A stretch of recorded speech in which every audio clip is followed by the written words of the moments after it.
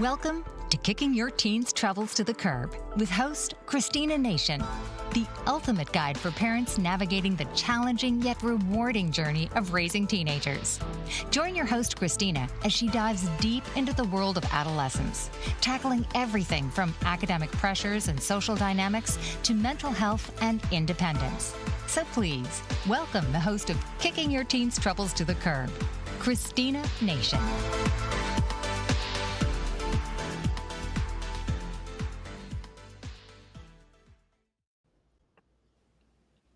Good morning and welcome to Kick Your Teen's Troubles to the Curb. We are streaming with Bold Brave TV, and I am super excited today to have my guest that I would like to introduce to you, Mrs. Siah Freed. As a health professor and educator, an NBC HWC coach who has worked with thousands of clients, parents, and students with various mental health and physical health challenges, she has cared for multiple people, including family members who have battled and beat an eating disorder and other mental health challenges and health diagnoses. Whether your child is struggling with disordered eating, body dysmorphia, an eating disorder, overweight, poor nutrition, or mental health struggles, her job is to support you as you support your child through these challenges. She has been in your shoes as a parent herself. She knows what it's like to parent when her child is hurting. Like all families, she has been through a lot together, and her connection to her children has helped through collective and individual challenges. She likes to be authentic about her own parenting journey. She's not a perfect parent, just ask her kids. The lessons that she has learned regarding aspects of parenting that helped her and her kids and what wasn't so helpful, as well as her professional background and experience, inspire her to help other parents in the midst of their parenting journey with resilience and self reflection to move forward. This is the reason she loves to work as a parent coach. So, welcome, Siah. Hi, so nice to be here. Thank you, Christina. Yes. So let's get started with maybe you could share a little bit about your journey and why how you started doing this work. Yeah, so when I was getting my master's of public health, at that time, the big concern in public health was childhood obesity. So that was my thesis. It was all about, obesity and overweight and making sure we got that message out to families and kids. But because my own family had struggled with so many different eating disorders, disordered eating, it was always in the back of my mind that we got to keep this in the middle. We can't be talking too much about fat and overweight and this and that. And so I always kept that in mind. And then a few years later, actually 10 to 15 years later, I was teaching at a junior college, and a lot of my students were talking about mental health and eating disorders, and it was becoming more and more. This is when the whole crisis was kind of unraveling, and I just started going, this is, I don't know, we've got to like talk more in the middle. So even though I always kept it in the middle, I was like, my whole message needs to be in the middle. And then my own family members close to me really started struggling with disordered eating and over exercising. And so I was like, that's it. And I learned so much more about just talking about healthy body image and promoting healthy habits. That's where it needs to be at, is healthy habits. So that's in a nutshell kind of how I ended up here. Yeah, thank you. And speaking of those healthy habits, what do you think that parents can do to kind of open that supportive environment that encourages those healthy conversations about body image and self esteem? Yeah, I think it begins with us first of all, they are watching how we get dressed, how we react to an outfit, how we react to if you're weighing yourself, the scale, how we talk about food. Is it a diet? Like I grew up always hearing my grandma, I'm on a diet. Nope, I'm on a diet. And I remember she even asked me, I didn't want seconds at like a Thanksgiving. And she said, oh, are you dieting? And I remember thinking, well, should I be? You know, it's probably like 9. So, Oh, and God. this was back in the 80s. So, dieting, which was more accepted back then, that is disordered eating, we know now. So it's Mhm. really the way we behave, we model, just like with anything else. But Mhm. I have watched friends, and I have watched uh, kids talk about parents who um, can't get dressed in the morning because, oh, I'm too fat for this. This is too tight. This, you got to be really careful about what you're putting out there about yourself. I think that's my number one tip with the body image. Yes, yes, definitely. And I know I have caught myself many times, getting ready to make one of those remarks about being unhappy with the way I looked Yeah. or fit into something, and I'm like, whoa, make sure I don't want to say No any of ears. that to my daughter. Totally. And we Yeah, grew up with that. And I think that's what's yeah. really interesting now is we grew up with it being normal. And now all of a Hmm. sudden, honestly, with some of the gentle parenting, push, it's all about what not to say, what not to do. And this is like overwhelming and confusing parents in all areas. Yeah. But now they've got, as we all know, and I'm almost sick of talking about social media, which I've had a lot of my younger clients say, it's just, I'm hearing this on social media. I'm hearing this on social media. So it's not even so much from parents anymore. It's, from friends, there's all kinds of dieting trends out there for kids right now, or teens. Wow. Wow. Yeah, and that is a good point to bring up social media, right? So in this world of comparison, how do Hmm. we have those conversations with our teens or protect them from this, constant comparison, social comparison? Yeah. And again, I think number one still is how we view ourselves, how we talk about food. Um, but we have to make sure that our message is stronger than what they're getting at school or around them, and hopefully open the conversation, even asking, hey, what are friends saying at school about their bodies? Like, just put it out there. And you're not going to cause this. You're going to create a safe space and open dialogue with your kids. I remember with my one of my daughters, she came home and had to have been fourth or fifth grade and said they weighed the kids at school for PE. And yeah, they Oh, weighed them. All these little girls were like, you weigh 70 pounds. I remember the number. And I weigh 75. And oh, and this was what, 15 years ago? And wow. that was, yeah, that was like a norm just to take a weight, but the PE hadn't caught up with the conversation, and social media wasn't out yet. But my point was how I had to react to that, and I probably didn't handle it the most perfectly way because I was shocked. I was just Yeah. shocked. I've never been one to weigh myself. I stay away from numbers, so I really had to like introduce that concept then. Yeah. Yeah.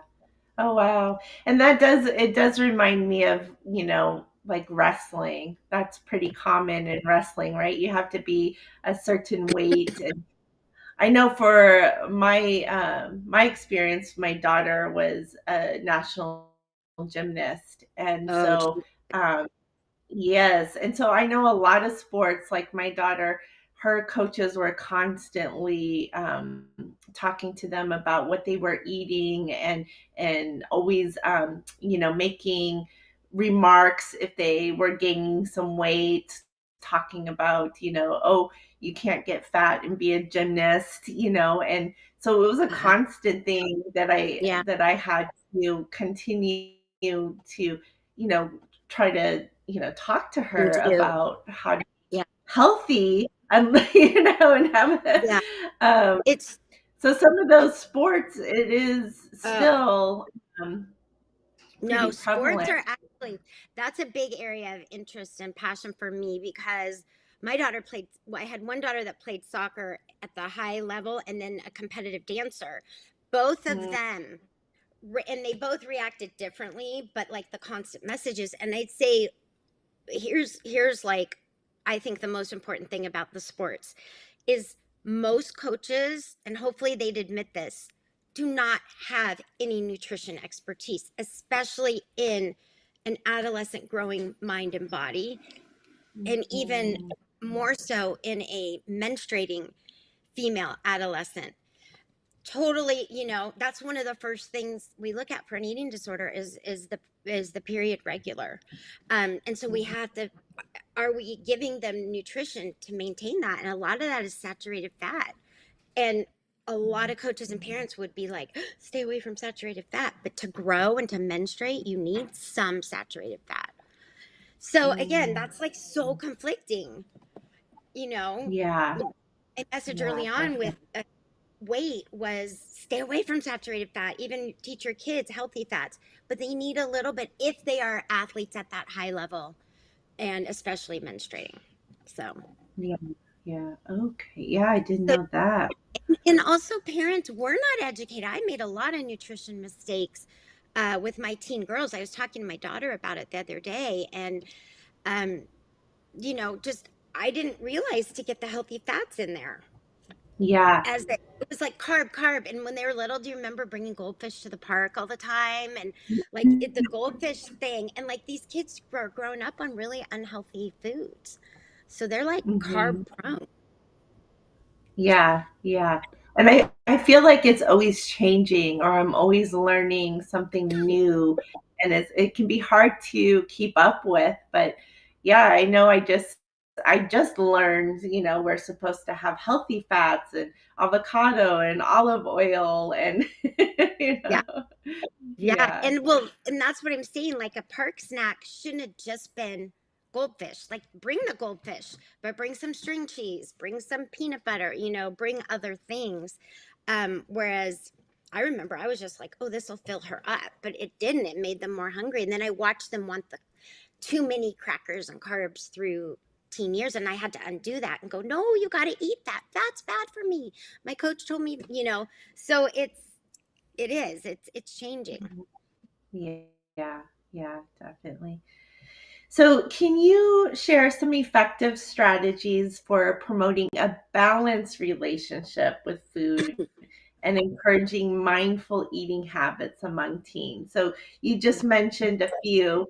Do you have any other thoughts around that? Yeah, I mean, teaching literally about macronutrients and this is what I do all the time with my clients, whether they're parents or individuals. It's about um, anytime we have a meal, are you having a whole grain carb, a healthy fat, and a lean protein? At all three meals, and then especially for athletic kids or kids, just kids, period. Two, at least two of those macros in snacks. Okay. And if they're an athlete, probably like another snack Yeah, yeah, with, but at least two food groups. We don't want to just do again the goldfish. We want to do something with some protein and fat because it's the way our bodies burn each of those fuels. So yeah. and I think you got to just talk to them, explain that to the kids. Like, this is what your plate should look like, and take a little time to talk about why we burn through carbs first. That's our energy. But then we go to protein because protein does so much for the body. And if we're not eating enough, it can't help the muscles because it's doing all these other essential roles. And lastly, we have to have fat at every meal. It keeps us less hungry and satisfied for longer, and also keeps the calorie count up so you've got energy for longer. Oh, okay. Yeah, that makes me think. So, right now, my youngest is weightlifting. Okay. Um, Okay. Yeah. and so talk a little bit about, like you said, there's that with that healthy body image. He wants to feel good about himself. He wants, he's working out.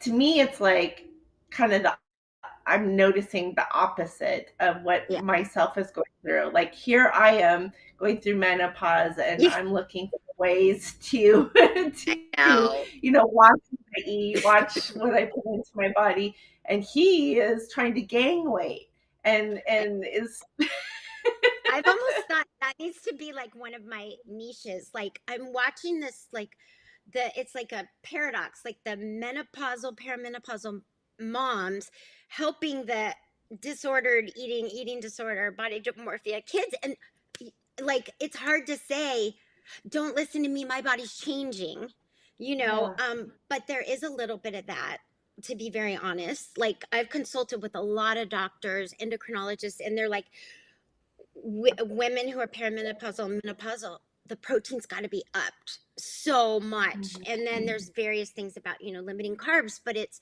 always whole grain, if you're going to have a carb. But with the kids, it still goes back to those three macronutrients.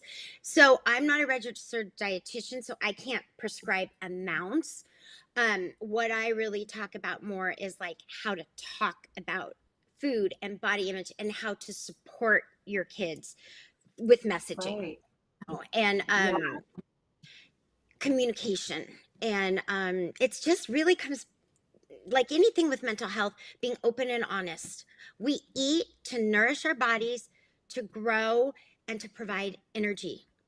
So all that other stuff, like the emotional eating, the limiting calories, all that, we got to get through all the weeds and get back yeah, to why we eat and really talk to the kids about that. You can't grow if you're not feeding your body. And so I right, think right. that's the most important message. And then talking to your kids about, I think that ties into body image. Like, what do you love your body for? What do you love about your sport? Well, let's fuel your body so it can handle all that you want to do while it's growing. Yeah. Because you and So that's let's talk. that's the big argument. Is the big argument there for the kids, because they always want to say like how you're doing it differently. I'm not growing anymore. You know. Right, right. Yeah. Yeah, yeah. So let's talk a little bit about emotional eating. So how do you have that conversation, and how do you know if that's kind of what's going on? Yeah. So what I'm hearing a lot of, and maybe this has always happened, but this is really common with a lot of my clients right now, is I'm finding candy wrappers and cookie boxes and all kinds of things in my teen's room. Mhm. And so we go back and we talk about like, has there been a lot of conversation about them not being happy with their body? And without blaming or shaming the parent, I just want to bring about awareness of, our own words about, if you notice your child is gaining weight, like, how do you handle that? Like, that's really tough, because what you say in that situation is super hard. And I had somebody ask me that the other day, and who works with eating disordered patients in an inpatient place. And she was just saying that messaging seems to be really still challenging, because a lot of parents will say, you're gaining weight, oh, don't eat this, don't eat that. Or if they either had an eating disorder themselves, or if they were limited in what their parents allowed them to eat, then they want to protect their child from that, obviously. So some of them will just be like, go the opposite and just go, I'm not going to make food an issue. But then the child actually starts gaining weight. We don't want that either, because childhood obesity is an issue. We're seeing type 2 diabetes in young kids. So again, it's a spectrum, and Yeah, so I think just uh, bringing them back to the middle. We eat to nourish, we eat to grow. Um, I'm finding, ask them about the food that you find in the bedroom, and then usually they're doing that because they are um, not eating enough during the day, because somebody's made a comment. somebody at school could have made a comment, not just a parent. And so they go home and they're just like, I can't eat in front of people. And then there's shame, and the whole diet cycle, like we know of from the 80s, starts happening, whether it's binge purge or calorie restriction or over exercise, whatever. But you got to address that. Mostly the kids aren't hiding those boxes, they're like in the trash. So that means I don't care if they find it, or they don't think it's bad even. Right, So right. So you talked a little bit about if you notice your teen is gaining weight, and you talked a little bit about what not to say. But could you give us an example of how we should respond and what yeah, we should say?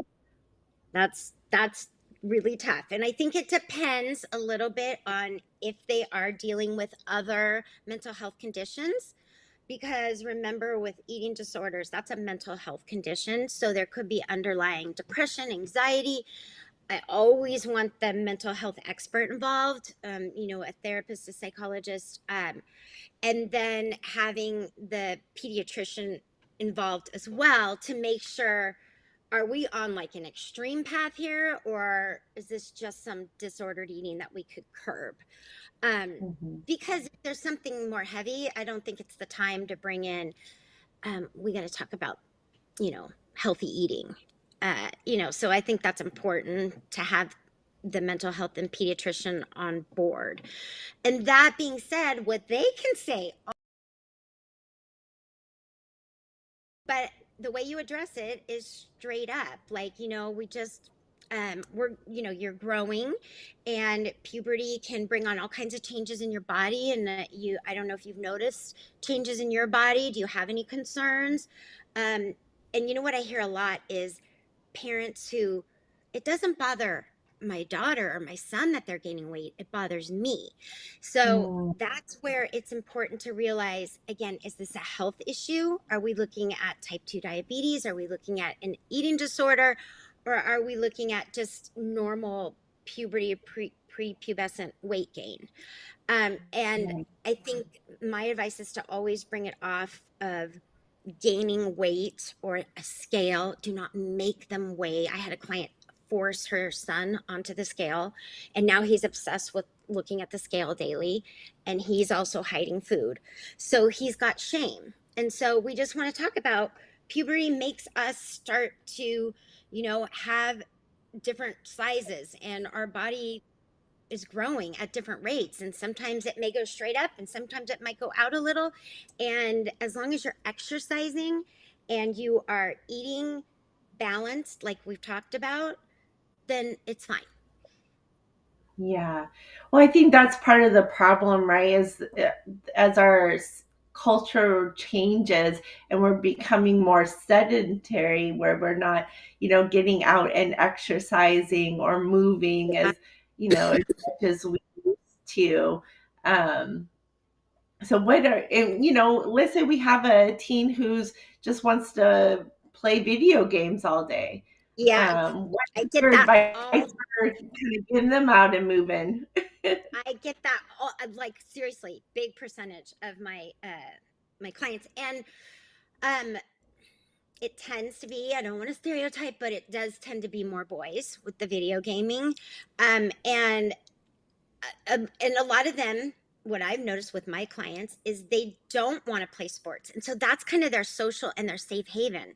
And I don't think anybody should be made to go play sports, but just talking about movement and moving your body, for the guideline is 60 minutes a day, and that can be Mhm. combined. So if they have PE, that's great. I would encourage one activity outside the house.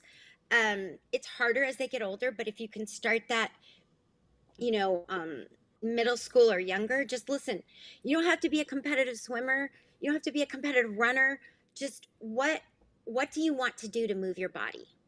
Um, Yeah. you know, because that's just as important as eating healthy, and especially if it's somebody who wants to sit a lot. Mhm. So what I would do in the younger years, especially, is say, okay, you've been on the video game. an hour, that was your unwind time, but now we need a brain body unwind where you're gonna like just take the dog out for a walk. Let's Hmm. do that together, or that's your daily chore. You just got to walk the dog or ride your bike to the grocery store, whatever. um, but come up with something where that's equal to the downtime. Right, right. That's what I always talk to parents about who are concerned or trying to figure out what boundaries to put in place around screen time. And So I hard. always suggest, just making sure that they're spending some time exercising, moving their body, doing some Yeah, sort of other activity, getting outside. Like I love, like you said, walking the dog. Just finding yeah, different things. yeah. Like that's one thing I miss about, shutdown and COVID is taking those daily walks around the neighborhood with the Totally, that was our highlight. That was yeah. pastime. I know, that's so true. Exactly.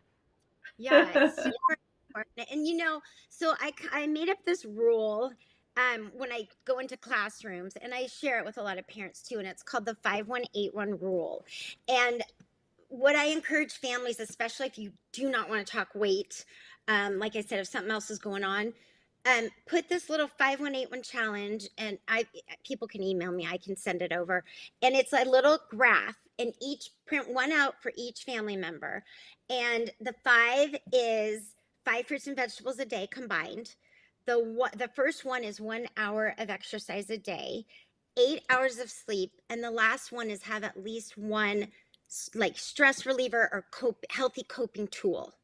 And that brings up the family conversation, and then it makes it a fun little challenge. Like, you go tally mark on your chart. Ooh, I ate my 5 a day. Ooh, I didn't get my 8 hours of sleep. Oh, but so and so did, so I'm going to try harder. But we know from research, evidence-based research and really good sources, that all of those are the good numbers of optimal health for kids, actually for us too. And they're minimum, like you could eat more than 5, but like I just made it simplified so families can remember it and just kind of make it a fun challenge. And that's worked for a lot of people. um Engage, you know Yeah.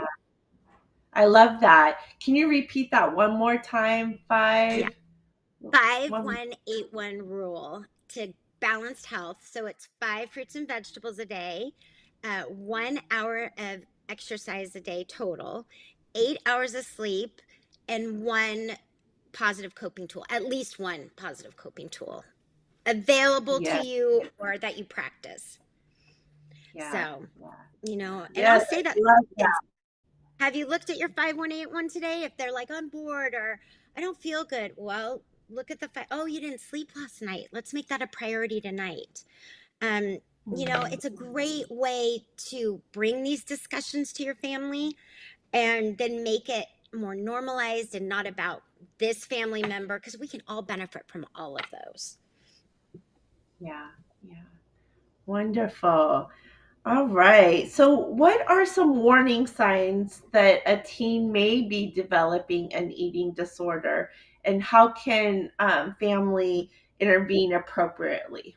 Yeah. Okay. So I just want to define kind of eating disorder versus disordered eating, um, Yeah. because it is a spectrum, and I didn't know that when I was dealing with it with a loved one, and so they try to put somebody in a really extreme treatment center when maybe it's just disordered eating, and that's really important to know the difference. So disordered eating is, it can lead to an eating disorder, but it's more about probably some body dysmorphia, but more about kind of confused about food, nutrition, and their body and what the food does for you.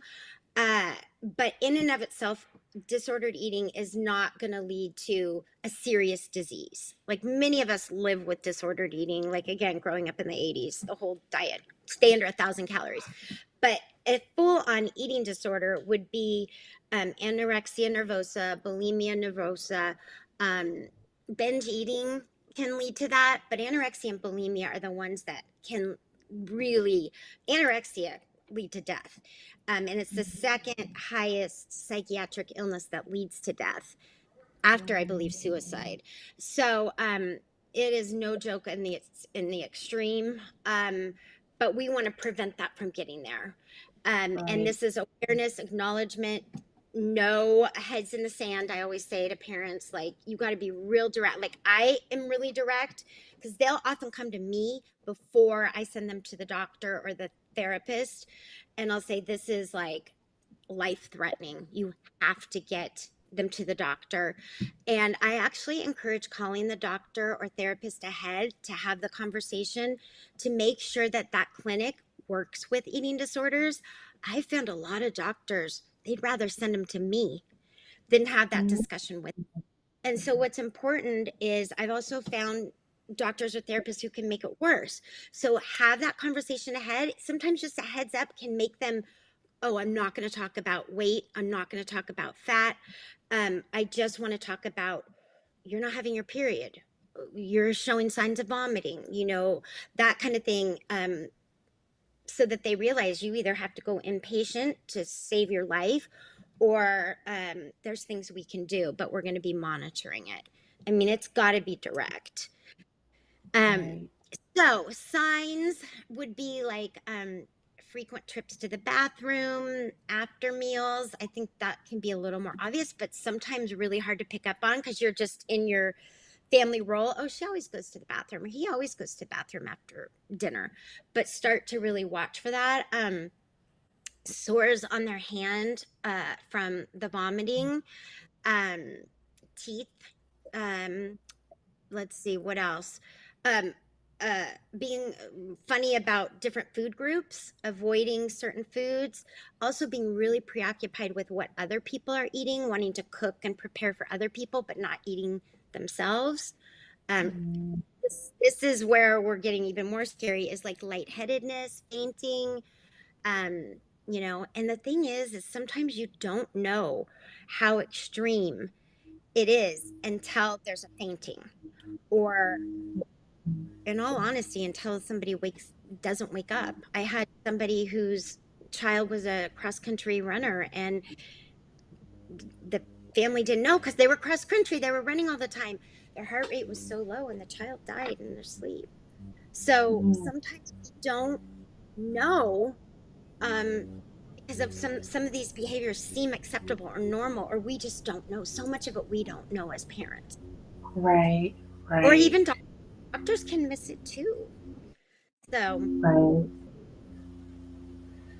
maybe we don't know, and we start to notice some of these warning signs that you pointed out. And so you mentioned the first step is maybe alerting the doctor, the pediatrician. For sure. Whether you bring the kid in or not, I always recommend that. Hey, have that phone call first with the doctor. How do you handle it? I'm concerned. And if they kind of poo-poo it, like, oh, that's just, whatever, I would find another opinion just to get it cleared, because there's vital signs that are going to let you know if something's going on or not, or blood tests work. That otherwise, like, some of these kids aren't skinny, and their heart rate going down because they're not eating enough for whatever reason, or like along with either over exercising or something like that. And so a low heart rate in an athlete can be like, oh, that's normal. And there's different tests where we've got bradycardia or tachycardia, which means the heart rate. Like if you keep a low heart rate, like a swimmer, I've seen swimmers with like 40 something heart rate.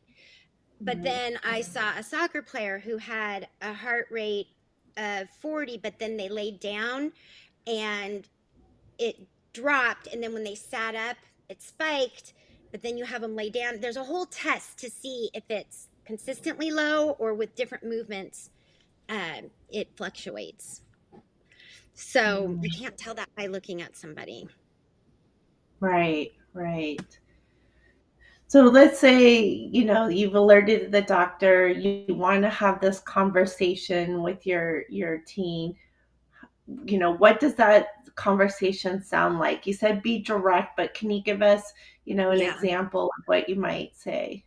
Yeah, so I actually had a mom the other day. I mostly do the parent coaching, but she and her daughter were on, and I was amazed at how open the daughter was.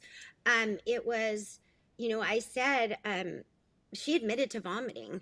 And so we talked a little bit about her body image, and, she's like, I'm just afraid of getting big, and someone at school made fun of me. And so I said, Mom, we need to get her into the doctor. And then I explained to both of them, we don't know, like, if, is doing okay or not. So we've got to get this, you've got to get in to see the doctor and make sure that's okay. And if it is more extreme, they do have to put you in a hospital. And she's like, no. And they said, yeah, you don't want to deal with this, honey. So it's like, we want to just, the only way to know is to see what the doctor says from blood tests and checking your heart. And then, you know, is there someone you want to talk to, like a therapist that can help you um, talk this out a little bit more and, you know, um, talk about your body image and what's going on? What does your body do? And she's like, well, I like my legs. And I'm like, awesome. Your legs help you play volleyball. And she said, yeah, and sometimes I faint when or I feel lightheaded. And they said, so then you can't play your sport if you're not eating to support it. And, she was really open to it, and it made it more comfortable for the mom to have me do it with them. So that's a role that I am totally comfortable doing, and I feel like it helps because mom is or dad is not totally stepping away, but there's that third party who they can't get mad at as much. Yeah.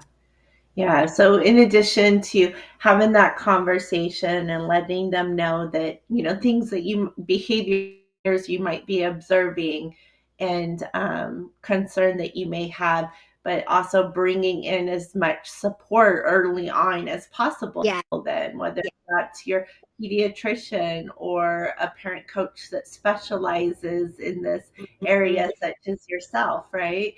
Mhm. But getting that support with that conversation early on, then, right? Exactly. All Yeah, right. yeah. And honestly, I think the most first, let me just two top tips. One, research, and I say this with any mental health condition, go on to NEDA, National Eating Disorder Association. That's my favorite, and it will give you all kinds of tips about how to signs to look for. And then so you want to do your research yourself, then have the conversation. And in that conversation, I've noticed you go to the bathroom after mealtime. What are you doing? I'm concerned because I know that people with eating disorders sometimes vomit after meals, and I'm noticing you're going to the bathroom. What are you doing? You've got to be direct. So it's the research and the I'm noticing this. Right, right. And like you touched on earlier, that some parents feel like if they are direct and ask these questions, they're going to put that thought in their head and cause this. But you're saying that is not No. true. That, yeah, Yeah. studies show that you can't put that in their head. Right, Not right. in that way, right? There's other things that we could say that like and here's the interesting thing, and this I really do like to explain this to kids who are in that probably more pre where it doesn't get too where they're not too extreme yet. I really like to talk about how it is like biopsychosocial condition. So it's not one thing mom or dad said. It's not the thing my grandma said. It's or not one thing a coach said, but it's all of those. It could be a comment, so that'd be social. It could be biological. It could be psychological, and environmental, which is society, culture. A kid at Mhm. school making fun of somebody the way they eat. So all those factors, it's not usually one unless it's trauma, and trauma can bring that on. That's full on therapy. I don't do the trauma part. Yeah. So how often do you notice that your clients' children that bullying is a trigger or a part of the story.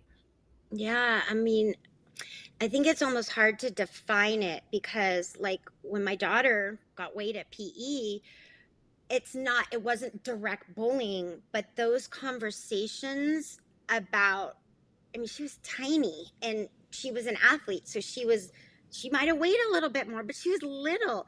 So, I mean, that's almost indirect bullying. I think the bully would be the PE teacher who weighed them, but like that's an influence. And that was where she first was introduced to that kind of thinking, like, oh, I don't feel Mm, good because of that. But then there's full on, like at middle school, somebody making fun of the way somebody chews, and especially if it's the opposite gender, that could be a big trigger. Bullying is yeah, definitely a part of it. I don't know if I can't give you a percentage, but it's a part of it for sure. yeah, In a lot of them. yeah, yeah, definitely. So, so we talked a little bit about, having that conversation when you're starting to notice some behaviors that you're concerned about. What should be your approach in supporting a teen if they're already diagnosed with anorexia or bulimia, both from a practical standpoint and an emotional standpoint? How can Yeah. parents support them? So this is the big thing that I've found is a lot of times it is hard work to support a child with any mental health condition. And I actually had a friend whose son was addicted to heroin, and she said, honestly, I think it's harder to have a kid with an eating disorder than heroin. And I was Yeah. flabbergasted by that, because she had been supporting him for years on that. And I said, really, what, why? And she said, because we have to eat. Like, we have Mhm. to eat.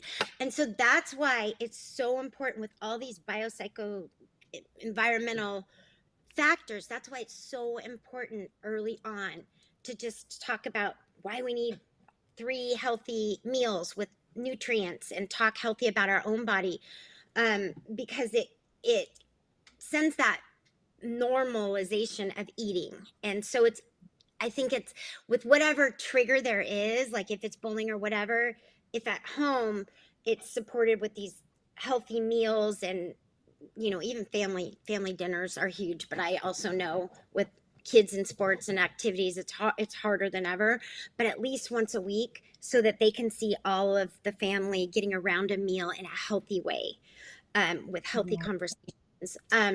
So I don't know if that answered your question. It was more about, Yeah. oh, once the child has the full on disorder. So Yeah. parents need support. When I know as a family member going through it, you have to say hard things. You get hate at you because this is somebody's coping technique. This is how they deal with anxiety. This is how they deal with a lack of feeling of control. This is, whereas I may go take a run, like eating a meal that they're not comfortable with is making them feel all kinds of awful feelings, like about themselves and about losing control. And so they're going to take it out on the person who feeds them or has that discussion. So I recommend that a parent get the parent coach, and the therapist for themselves, and learn how to handle each situation. And the other thing is self-care for yourself, because I've seen it so many times where it is all encompassing to deal with, like I said, any mental health condition. But I do think eating disorders are super tough because you got to feed the kid and you're in constant distress over. And I see this honestly with my ARFID parents who have kids with ARFID where they're younger, like, and they're 9 or 10, and it's not body image related, but it's about taste, texture, and all these other weird reasons that they won't eat. I don't know what RFID is. Can you Okay. explain that? Yeah. Oh, yes. Okay. Avoidance, restriction, restricted food intake disorder. I think I got that right. ARFID. I'll try to look it up for you guys. Um, but it's newer. So I Mhm. honestly just started working with it in about the last year and a half, where I would have clients come to me for that, and I really had to delve into it. And I worked with some pediatricians on it, and a pediatric endocrinologist really helped me with that. And so again, not body image, but other issues. But the distress of your child pushing away food is really tough. So are you doing your Mhm. own self-care? And then we do little things like, again, kind of like the 518 one. Hey, if you can just take a bite of a potato tonight, that would be a win for me. And I have them do nonviolent communication. I don't know if you're Yeah. familiar with that. Love that with it, and it's really been effective with the way you talk to your child, especially about food, using nonviolent communication. Okay. Yeah. Yeah. I love that. Yeah. And so what I'm hearing is, again, getting that support for yourself. And that's, I talk to parents a lot when their teens are struggling with depression Yeah, to, to get that support, to have those conversations, and then to have your own self-care practice, because it is really tough supporting a teen who's struggling with their mental health. And I also talk to them a lot about, you know, if a teen's struggling with depression, and as you said, a lot of times there's that comorbidity where yeah. there's more than one thing going on. There is, depression and disordered eating can go hand in hand, Oh right? yeah. Yeah. So what I talk to parents about is, when you're noticing these challenges, is a coping skill, like you said, right? And so a lot of times the excessive screen time could be a coping skill. Yeah. The disordered eating could be a coping skill. Self Hmm. harm and disorder, and eating disorder is a form of self harm as well. Yeah. Oh, totally. Yeah. Um, yeah. But when you have those things, it's their way of coping with how they're feeling, or trauma, or you know those mental health challenges. So a good thing could be working on developing more healthy coping Yeah. skills, Positive. right? Yeah. Right. Well, that's the last one in the 518 one is, and I don't think we talk about that enough. Like, we talk about nutrition, we talk about exercise, but yeah, like, what about, I mean, I'm actually envious of the parents whose kids are going to school now and they're learning mindfulness like in preschool or kindergarten. And I've taught it when I go into schools.